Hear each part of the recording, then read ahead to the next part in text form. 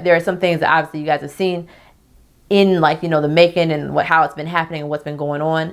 So I'm just trying to put everything together so you can, like, you know, see and hear how everything kind of flowed together, and just the way God works is amazing. So I'm not even gonna, you know, take any credit for anything that I've ever done. I definitely give it to God. I met in Aqua's Images. That's Alexis. She's in Orlando. She does amazing maternity photos. Like, and she's my soror, so shout out to the soror. She hit me up on Instagram and was like, hey, let's meet up.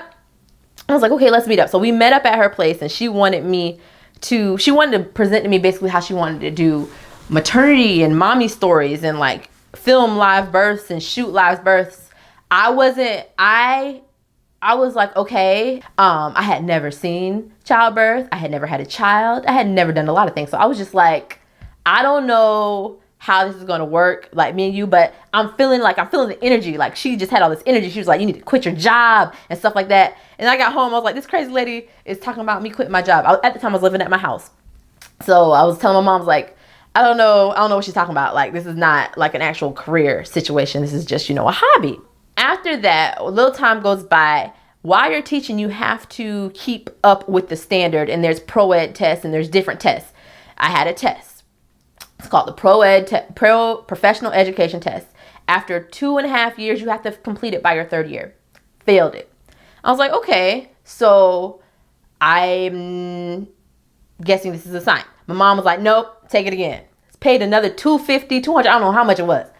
Failed it. I want to say within a month of me failing that test, I got a call back from a news station that I had applied to, and did the first call, did the second call, and I got at the news station. Then they moved my schedule to 3 a.m. to noon. So I had to wake up at 2 a.m., get down to the news station at 3 a.m., work until noon. The blessing in all that, what happened was from 3 a.m. to like 7, my boss wasn't there. So what I did while I was there is I created my website.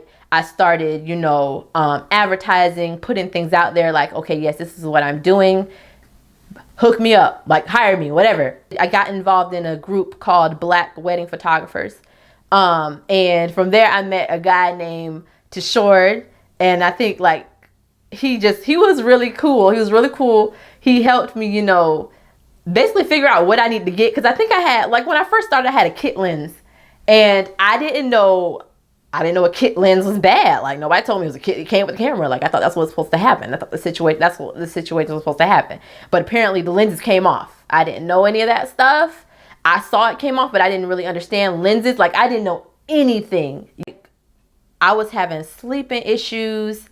It wasn't really going well for me. I started getting on this stuff called melatonin. I think you guys have heard of it. It's not really it's not medicine, but it's like some type of sleeping aid.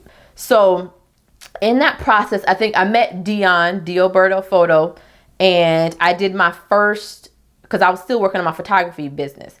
And I didn't know anything about photography. I just did video. So he showed me how to shoot. I think he shot models mainly. So we went out to a beach in St. Pete. He showed me how to shoot the model.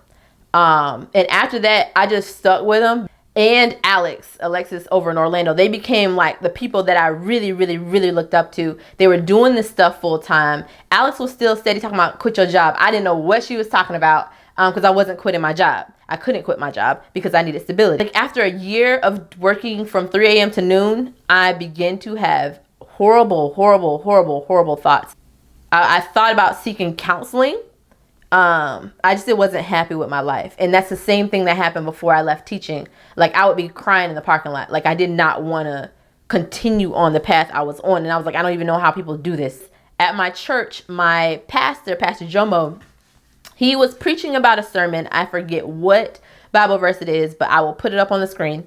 But it was about basically how birds don't worry about situations, or like they don't worry about where they're gonna eat, what they're gonna wear. Like, that's the way our mind should be. Like, we should not be worried about what's going to happen if we jump or if we leap, because God's got us. So I I was vibing with that message that day. So I like took that entire sermon and like basically took the whole scripture and sent it to my mom. It was long, and I was just like, Mom, this is the message I'm getting. I need to quit my job. Mom's like, no, you don't need to quit your job. That's ludicrous. But I was like, no, it needs to happen because like this is the message. This message right here is for me, and I need to quit my job. So that year I started saying, okay, I need to leave this job. Things were getting frustrated around my job. I went to talk to this guy named Christian. He works for Black Onyx, I want to say.